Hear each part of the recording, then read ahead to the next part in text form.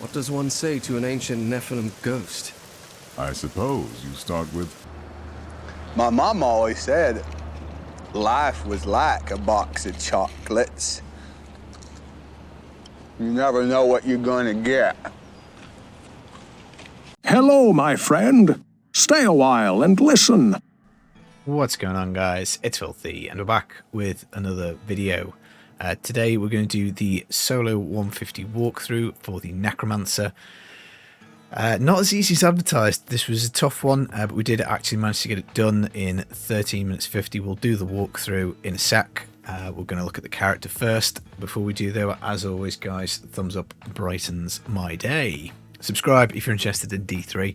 I'm recording this just before the D4 beta goes live. I don't know when it'll be out, but I'm hoping to blast some Necro on D4. I think it's going to be fun. So at the point of clearing 150, we had 2.437 Paragon. I think we could have done it with less. I don't think the Paragon was majorly the determining factor. We are missing some augments, so we will get onto that.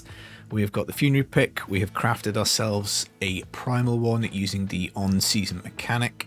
You really need area damage and damage percent, and you may as well pick up intelligence as well, just for the extra damage. You don't need any attack speed on here, because you're going to get an attack speed roll on your Crispins. The offhand, I have a primal one. There are 5 key stats for this. So number 1 is the damage roll at the top. Obviously on primal, that's maxed out, so brilliant. Secondly, you want Death Nova damage. Thirdly, you want crit. And fourthly, you want area damage. I'm actually missing crit and area damage, so this is not really a good piece in terms of the stats.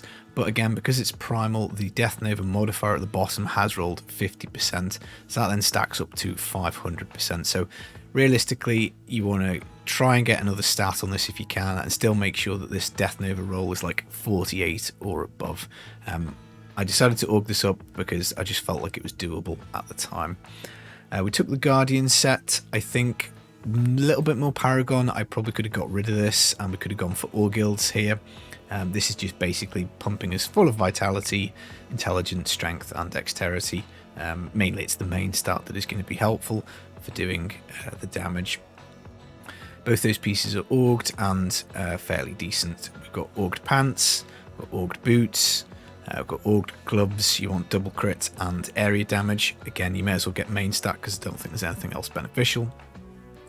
Shoulders, again, area damage, and these are auged. We probably could have done with a better defensive stat rather than life per second, but it is what it is. If we'd got ourselves a nice pair of Mantle of Channeling, we could have perhaps put that on the character, and then we could have had the Achilles Cuirass come off. We could have either had that in the cube or gone for Dainty's Binding. I think it's all a bit of a muchness, really. So again, I've got a primal Achilles, so I thought, what the hell, we'll use it.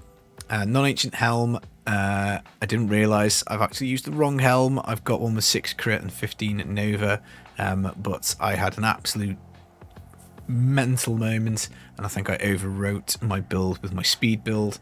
And as I was trying to push, I kept realising all these pieces were wrong.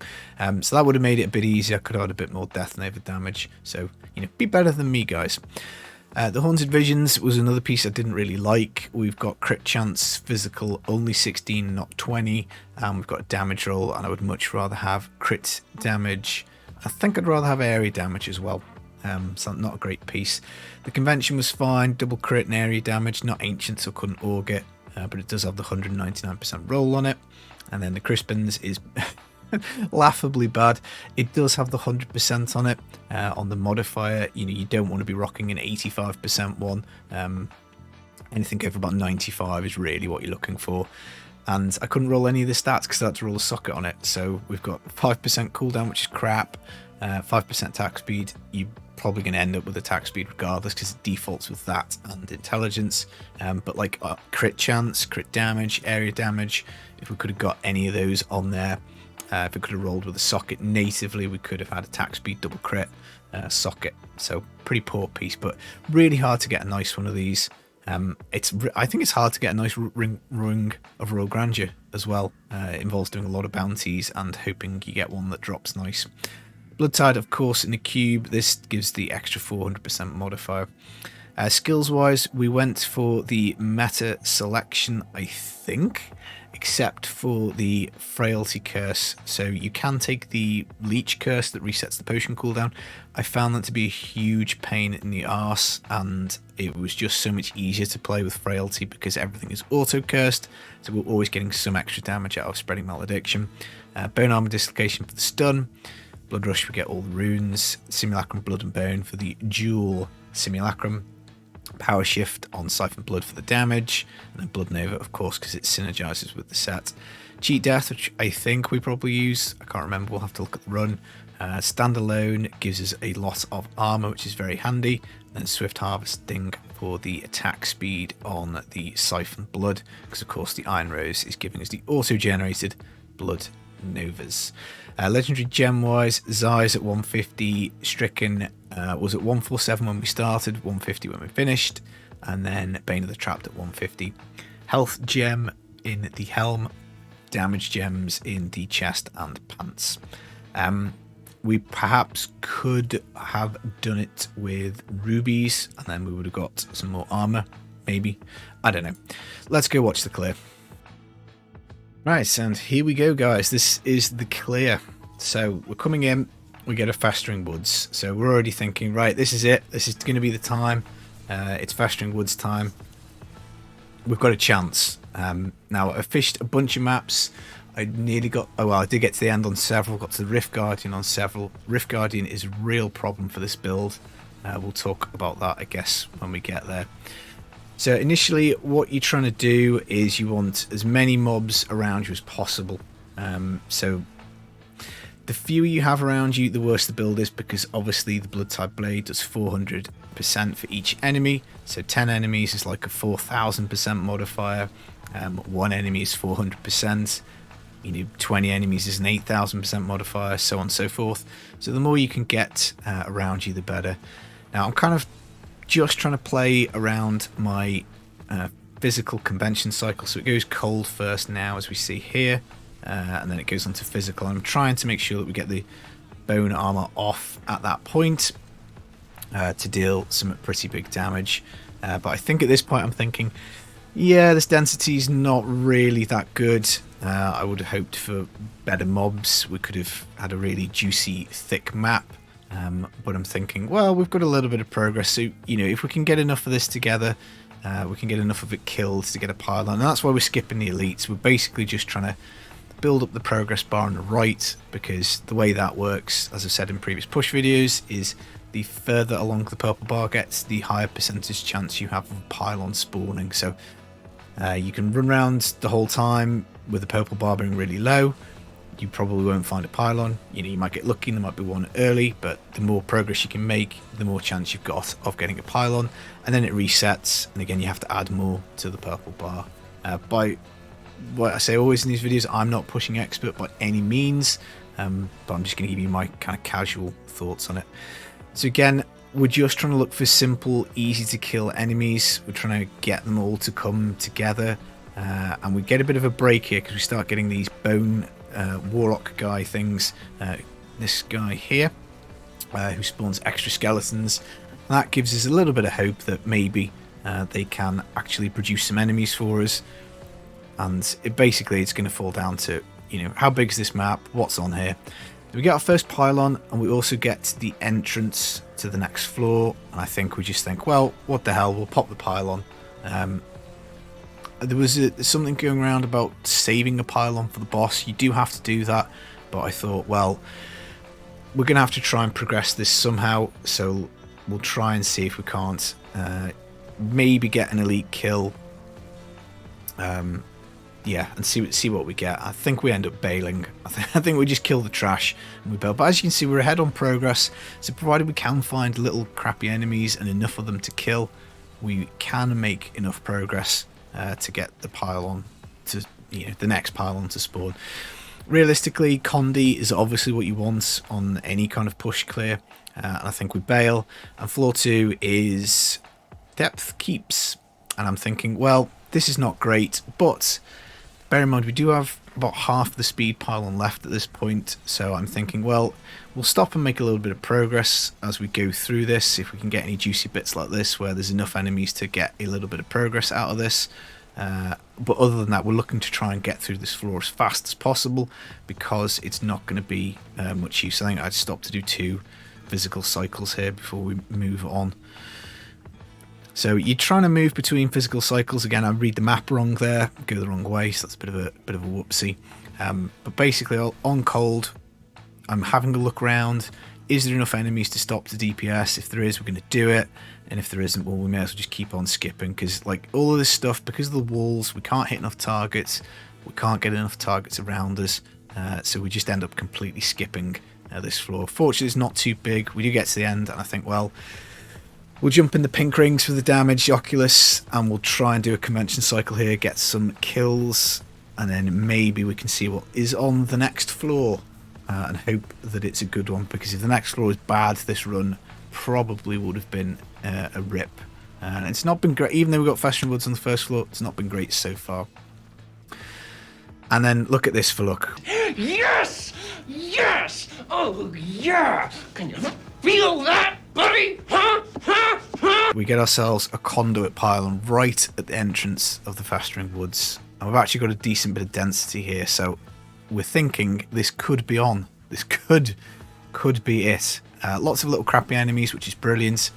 The goal here now really is to hopefully find 2 or 3 elite mobs and try and drag them to the conduit and then blast as much of the trash out of the way so we can really squeeze the value out of the conduit pylon. That's kind of what I'm thinking. We've obviously, I think, come across 1 yellow, we've just come across a blue. I tend to think if we can get 3 and then we get 4th out the pylon, that's always a pretty good use of a condi. And then we just see that at the bottom there, 4th yellow, which is a shielder, which has just come up. So now all we're going to try and do is clear as much progress on this floor as we can, and then hope that we can spawn another pylon for the boss. So we've got a yellow, the one from the door, we've got the blue, and we've got the other yellow, I think, that has crawled its way down. I don't think there's another one. There might be. It's hard. It was always hard to tell with so much stuff. But I end up popping the condi now because I just think, right, I don't want to waste too much time trying to kill trash. And obviously, it's unfortunate that all the minions now decide to come down. But I mean, one of the things about Frailty, which is nice, is it does kill all the enemies at 18%. So whilst we don't get the chance of the power pylon out of the like leech Cursed Potion pot, it does make actually finishing off these guys, you know, much faster, simply because at 18% they go bye-bye.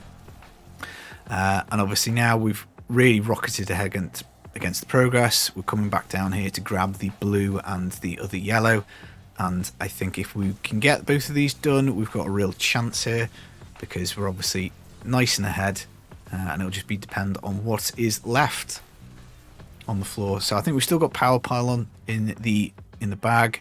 So I mean, condi is just essential during the run, because we don't want to have condi for the boss, and we'll explain that, I guess, when we get to it. Now, I decide not to pop this cooldown pylon because I'm thinking I can't really guarantee that we're going to get another pylon. Maybe that was a bad call. Maybe I should have just popped it immediately, but I chose to save it, and we explore the rest of the map. And we're not that far off spawning the boss, so I start thinking, right, well, we need to leave a little bit on this floor, because we obviously want the boss to spawn on this floor, because we're going to use the pylon to actually kill it, because without it we would probably not kill it. So we're looking to try and get like really high 90s, or 90-ish, and then move on to the next floor, just so there's only a couple of percent left, and then we can come back and kill all those little flying bugs. So we go down to the next floor, and I think we've just about got enough stuff here to kill, and then once we get up to like 97, I think we pop back to the next floor. We obviously don't want to spawn the boss on this floor, that would be a rip. So we're trying to be careful balance of getting some progress here, but not enough to like completely finish it. And I don't want to explore too far into this floor, because I don't want to waste the time going back. So 96%, I think, right, that's probably enough. Probably can get this elite killed. And then I think I remember that we haven't fully explored the festering, so we head up after this, do another physical cycle here, and then pop up to the top, and we're just hoping there's enough stuff here and then in this little section above to the north to get the boss to spawn.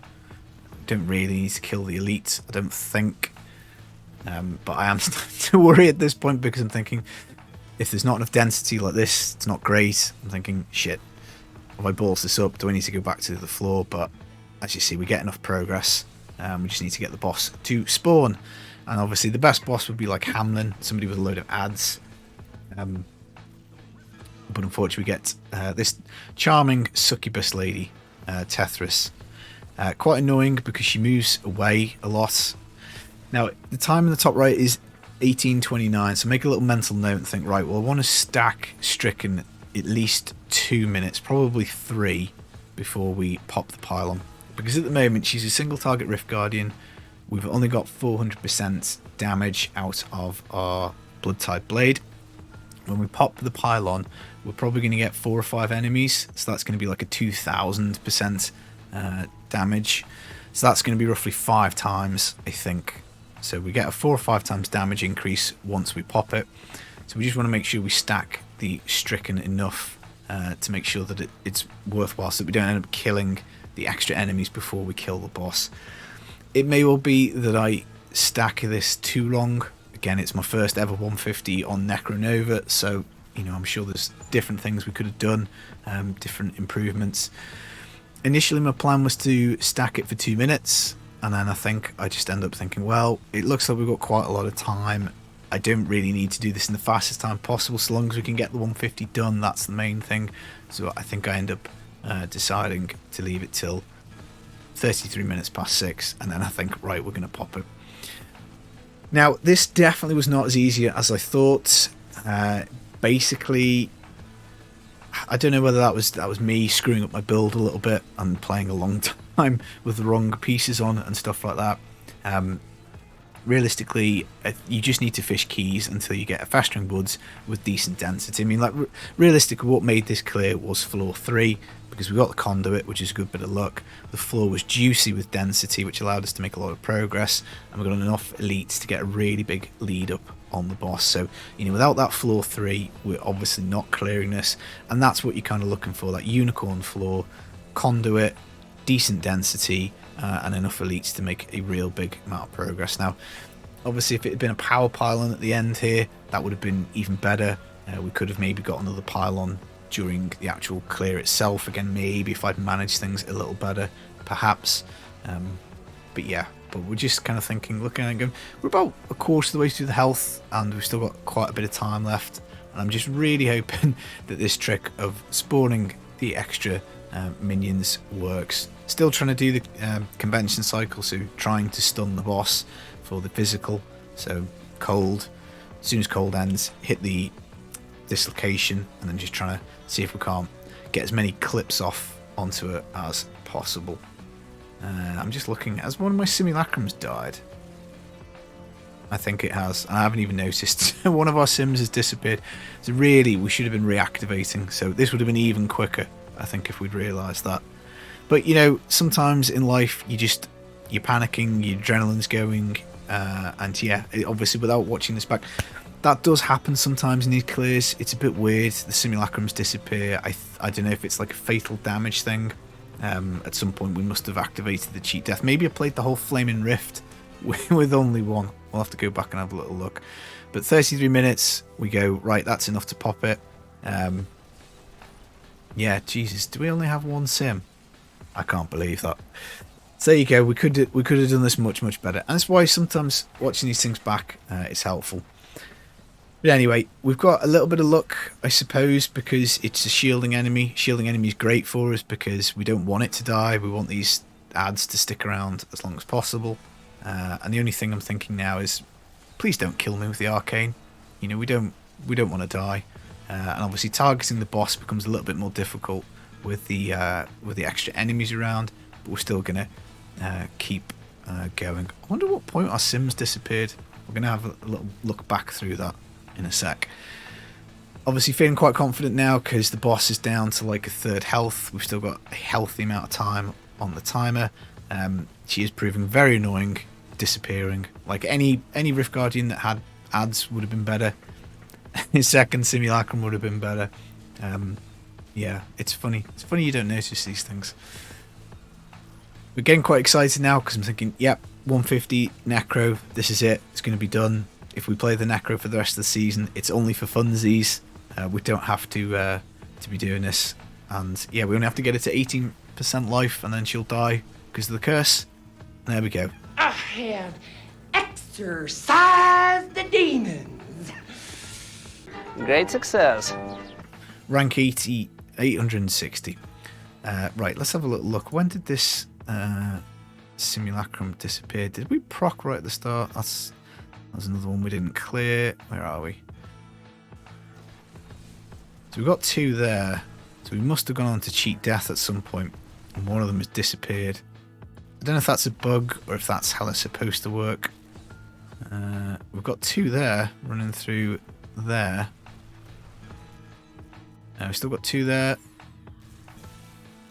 2 there. Where did this thing disappear? Was it here? Go on cheat death. I think. So that's not too bad. Yeah, we've still got 2 there. Is it around here? We go on cheat death and one disappears. Was it here? Yeah, so we're on cheat death. No, they're still there. Why have I only got 1 simulacrum? That is weird. I'm not going crazy, right? We do only have 1 sim. So it disappears somewhere.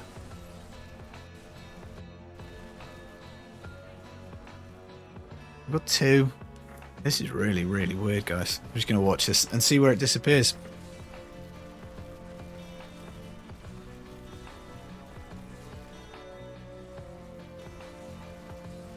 Maybe we take another big hit at this point when we've got our thing on. So we've got 2 on this floor.